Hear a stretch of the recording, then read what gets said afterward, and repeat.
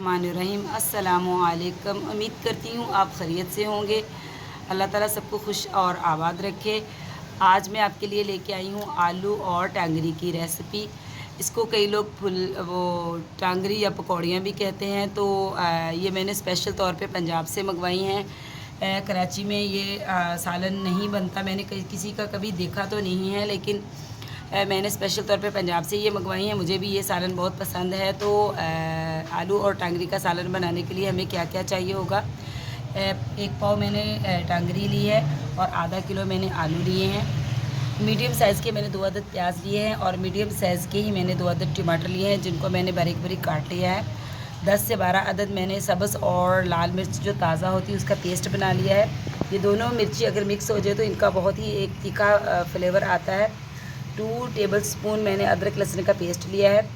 2 teaspoon मैंने लाल मिर्च का पाउडर लिया है और हाफ़ टी स्पून मैंने हल्दी ली है।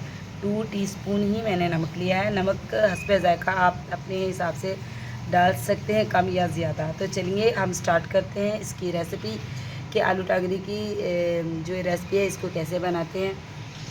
हमने ली है कढ़ाई और इसमें मैंने डाला है 1.5 कप ऑयल। तो अब इसमें हम डालेंगे सबसे पहले प्याज को हम 1 से 2 मिनट तक फ्राई करेंगे। अच्छी तरह फ्राई कर लिया। अब हम इसमें डालेंगे टमाटर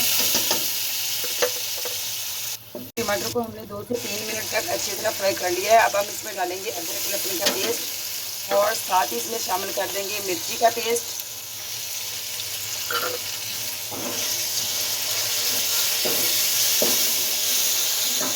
अब हम इसमें पाउडर मसाले भी साथ ही शामिल कर देंगे। तो लाल मिर्च का पाउडर, ये हल्दी और ये 2 टीस्पून नमक। अब मसाले को हम तकरीबन 1 मिनट तक अच्छी तरह फ्राई करेंगे ताकि मसालों का कच्चापन दूर हो जाए। बहुत ही अच्छी तरह फ्राई हो चुका है, आप देख सकते हैं ऑयल जो है अलग हो चुका है। तो अब हम इसमें डालेंगे टांगरियाँ। तो इनको हम जो है तकरीबन 1 मिनट तक जो है मसाले में फ्राई करेंगे ताकि मसाला जो है इसमें अच्छी तरह मिक्स हो जाए।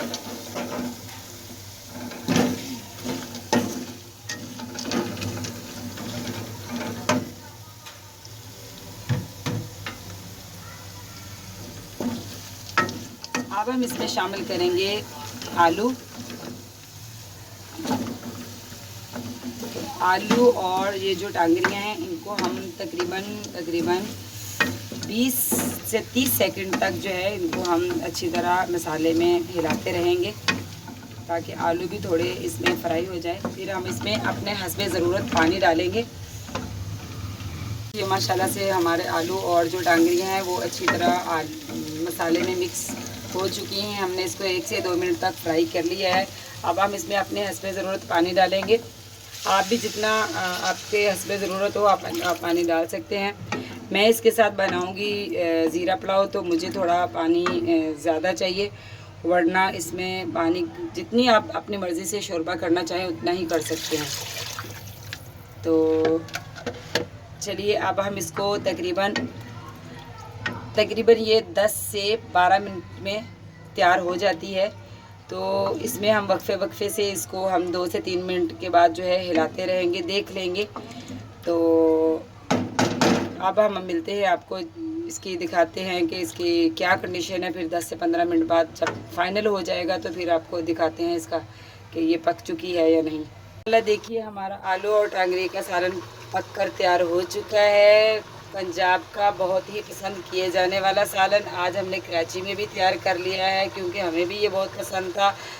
तो अब ये सालन तैयार हो चुका है। अब हम इसमें डालेंगे खुशबूदार मसाला, जो कि हम हर सालन के एंड में डालते हैं, जिसकी रेसिपी मैं आपको बहुत बार बता चुकी हूँ कि ये मसाला मैं कैसे तैयार करती हूँ। फिर से बताती हूँ कि जब मसाले मैं मार्केट से लेके आती हूँ तो उन मसालों को साफ़ करके अच्छी तरह तो उनको मैं कढ़ाई में रोस्ट कर लेती हूँ और फिर जब ताज़ा सालन पक जाए तो उसमें जब मैं कूट के डालती हूँ तो इसकी खुशबू बेहद अच्छी होती है। यानी कि इसकी खुशबू ऐसे दूर तक जाती है जैसे पता नहीं कौन सा मसाला इसमें डाल दिया हो।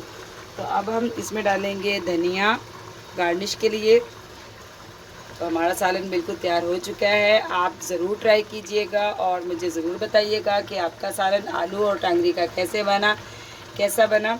दुआ में याद रखिए, मेरा चैनल सब्सक्राइब कीजिए और मुझे दुआ में याद रखें, मेरे चैनल को लाइक कीजिए। मिलती हूँ आपको नेक्स्ट चटपटी रेसिपी के साथ। अल्लाह हाफिज़।